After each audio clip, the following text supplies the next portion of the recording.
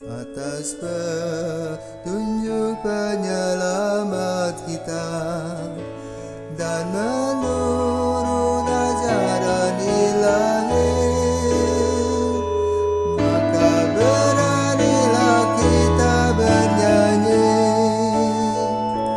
Bapa kami yang ada di surga, dimuliakanlah namamu. Saudara-saudara terkasih di dalam Kristus, selamat pagi. Salam jumpa lagi dalam Sabda Siap Saji Rabu 3 November 2021. Marilah kita berdoa dalam nama Bapa, Putra, dan Roh Kudus. Amin. Bapa, sumber kebahagiaan, perkenankan kami mengikuti Putra-Mu yang mengatakan, berbahagialah orang yang takwa kepada Tuhan, yang amat suka akan segala perintah-Nya. Ajarilah kami agar kami mematuhi perintah-Nya, sehingga kami boleh berjalan bersama menuju Engkau dalam kasih sayang-Mu. Demi Kristus Putra-Mu dan pengantara kami, kini dan sepanjang masa. Amin. Tuhan bersamamu dan bersama rohmu. Inilah Injil Yesus Kristus menurut Lukas. Dimuliakanlah Tuhan.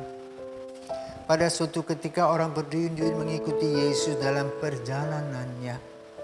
Sambil berpaling, Yesus datang dan berkata kepada mereka, "Jika seorang datang kepadaku dan ia tidak membenci bapaknya, ibunya, istrinya, anak-anaknya, saudara-saudarinya, bahkan nyawanya sendiri, ia tidak dapat menjadi muridku.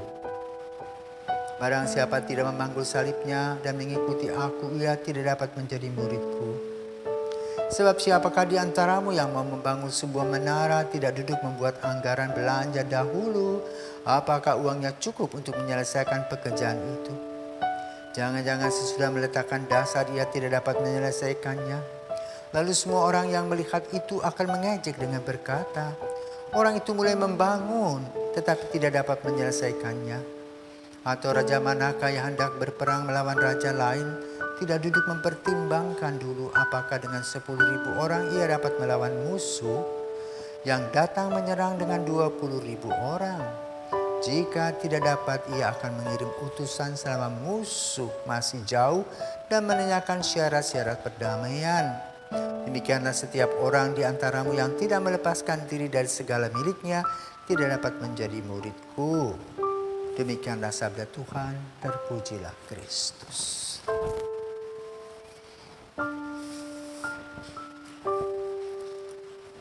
Ketika kita lahir dari rahim ibu, kita menangis. Menangis ada dua arti dalam kelahiran tadi.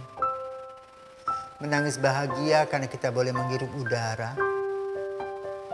Tetapi menangis karena akan ada salib-salib yang menyertai kita. Setelah kita lahir, kita diberikan oleh Tuhan seluruhnya gratis. Udara gratis, matahari gratis, tanam-tanaman pun tumbuh secara gratis. Maka lalu manusia yang disebut sebagai citra Allah bertanggung jawab atas bumi ini.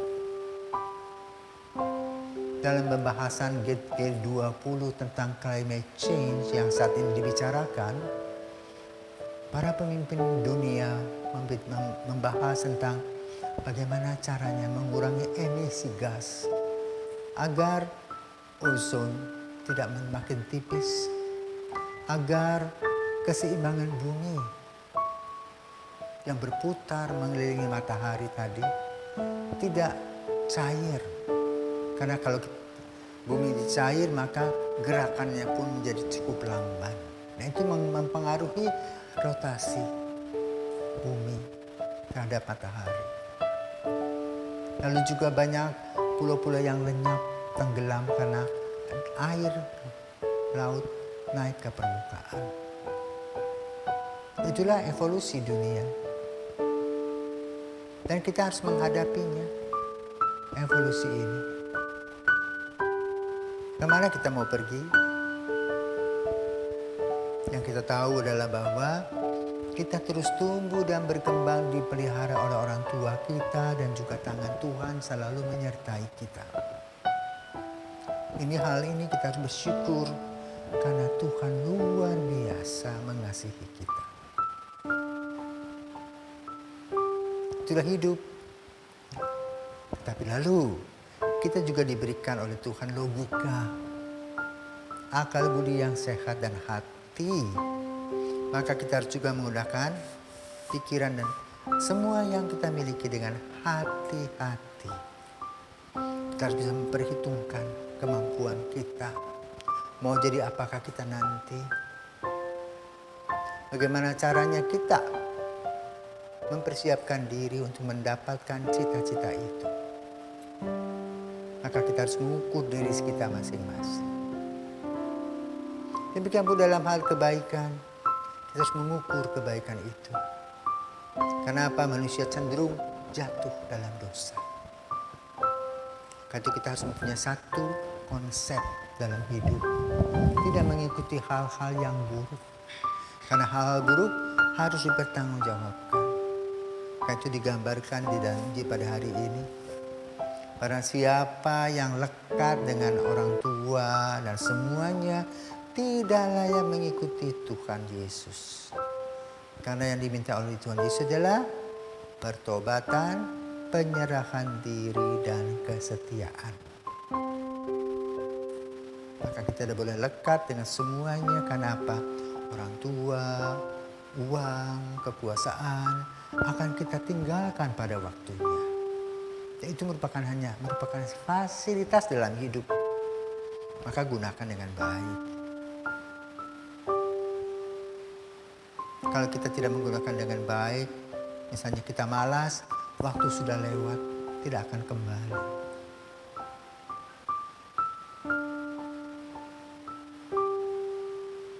Karena itu kita harus punya konsep tadi. Kemana kita mau pergi? Apa yang kita lakukan? Kalau kita mau pergi menuju Yesus, apa yang kita lakukan? Ya, mengikuti syarat-syarat, yaitu untuk hidup baik secara positif, beriman, melaksanakan cinta kasih dan penuh harapan. Lalu tidak takut akan kegagalan. Karena kegagalan merupakan sebuah pelajaran bagi kita, dengan kata lain sukses yang tertunda.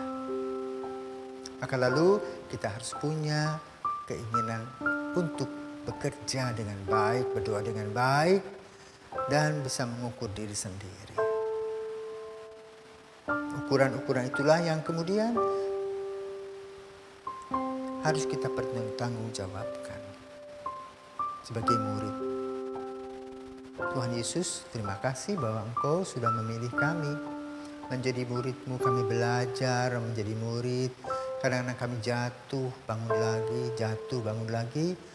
Dan kami percaya bahwa tuntunan-Mu menjadikan kami bisa mereka-reka hidup kami. Bisa mempertanggungjawabkan hidup ini dengan sungguh baik dan bisa melepasnya pada waktunya. Maka pada masa senja terutama kita harus belajar melepas semuanya itu dan menikmati kasih Tuhan yang sudah kita lewati dengan sangat-sangat luar biasa. Maka lalu kita pada saat masa senja kita harus merasa sukacita. Kenapa? Tuhan sudah begitu baik mengiringi langkah-langkah kita dengan luar biasa. Kita mengatakan terima kasih kepada Tuhan.